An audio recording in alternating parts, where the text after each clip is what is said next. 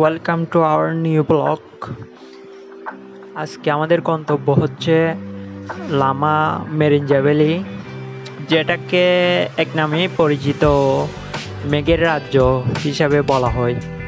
আজকে আপনাদেরকে দেখাবো আমরা কিভাবে মেরিঞ্জা ভ্যালি গেছিলাম, কোথায় কোথায় ঘুরছি এবং কোথায় থাকছি, খাবারের মেনুতে কী ছিল, সব কিছু এ টু জেড আজকে বিস্তারিত আপনাদেরকে একটা ধারণা দিব কম খরচে কিভাবে মেরিঞ্জা ভ্যালি যাবেন।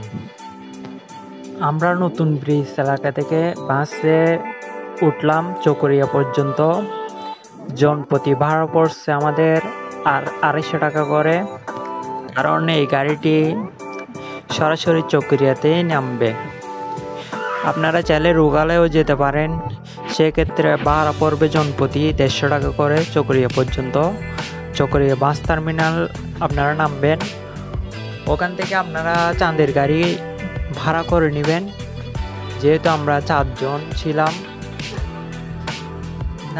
আমরা যেহেতু 5-6 জন ছিলাম, সেক্ষেত্রে আমরা একটা গ্রুপের সাথে জয়েন দিয়েছিলাম। ওদের সাথে আমরা অ্যাডজাস্ট করে 14 জন হয়ে একসাথে মেরিঞ্জা ভ্যালির উদ্দেশ্যে রওনা দিলাম। তো সেক্ষেত্রে আমাদের জনপ্রতি ভাড়া পড়ছে চাঁদের গাড়িতে জনপ্রতি 70 টাকা করে পড়ছে। তারপর আমরা খুবই মজা করছি চাঁদের গাড়িতে, বিশেষ করে চাঁদের গাড়িটা ছাদ খোলা ছিল, সেক্ষেত্রে আমাদের বন্ধুরা সবাই এনজয় করছে। পাহাড়ের মাঝে আঁকাবাঁকা রাস্তাগুলো দেখতে খুবই সুন্দর। আপনারা সামনাসামনি না আসলে আপনারা বুঝতে পারবেন না। এই সব আমার সাথে আমার বন্ধু আশিক ছিল, তারপর মিরাজ ছিল, তারপর জীবন ছিল, আরও 2-3 জন ছিল। তো আমরা যে ভাইদের সাথে আমরা অ্যাডজাস্ট করে নিলাম, ওনারা খুবই ভালো ছিল। তো আমরা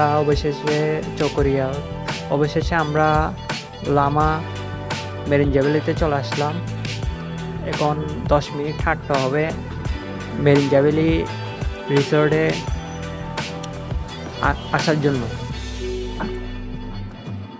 তো আমাদের যেহেতু পাহাড়ে ওঠার অভ্যাস আছে, সেহেতু আমাদের তেমন কষ্ট হয় নাই পাহাড়ে উঠতে। ওটার সাথে সাথে দেখলাম কি সুন্দর অপূর্ব ভিউ, দেখেই মন জুড়িয়ে যায়। এখানে একটা প্রবলেম দেখলাম, সেটা হলো ধুলোবালি। পাহাড়ে ওঠার সময় প্রচণ্ড পরিমাপ ধুলো উঠছিল, কিন্তু ওটা কোনো ব্যাপার না। যখন পাহাড়ে উঠলাম, এই জার্নিটা ক্লান্তিটাই চলে গেছে ভিউটা দেখে। তো আমরা অনেক মজা করে পাহাড়ে উঠলাম। উঠতে উঠতে দেখতেছি এখানে খুবই সুন্দর ভিউ। বন্ধুরাও অনেক মজা করছে, বন্ধুরা সবাই আগে হাঁটতেছে, দেন আমি পিছনে ছিলাম।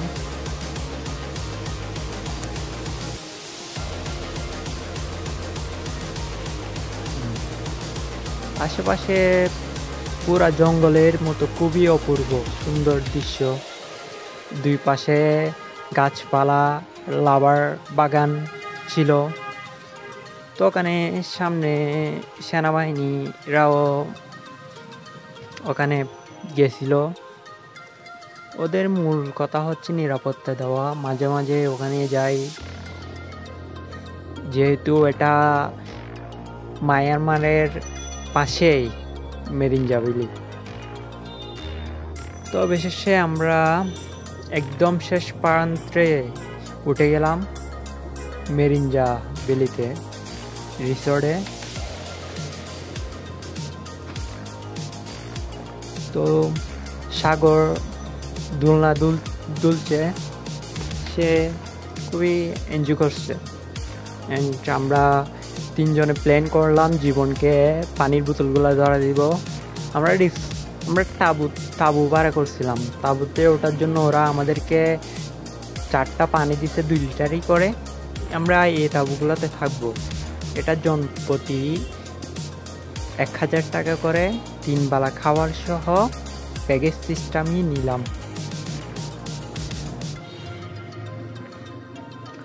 অনেক আপনারা আসলে বিশেষ করে জুমঘর পাবেন। জুমঘরের ভাড়া 2000 টাকা করে। ওখানে আপনারা 8 থেকে 10 জন থাকতে পারবেন। দেন তাঁবুতে আপনারা 2 জনও থাকতে পারেন, 4 জনও থাকতে পারেন, 6 জনও থাকতে পারেন। বড় ছোট তাঁবু অনেক রয়েছে। দেখেন কি পূর্ব ভিউ। আজকে আপনাদেরকে মায়াবী বন্ধু যিনি ভাইরাল মেরিঞ্জা ভ্যালিতে, ওনার ভয়েস আপনাদেরকে আজকে শোনাবো, ওনার মায়াবী ডায়লগটা। লাঞ্চে আমাদের মেনু ছিল মুরগির মাংস, আলু ভর্তা, পেঁয়াজ ভর্তা, ডিম ছিল এবং রাতের বেলায় বারবিকিউ ছিল, 3টা পরোটা ছিল।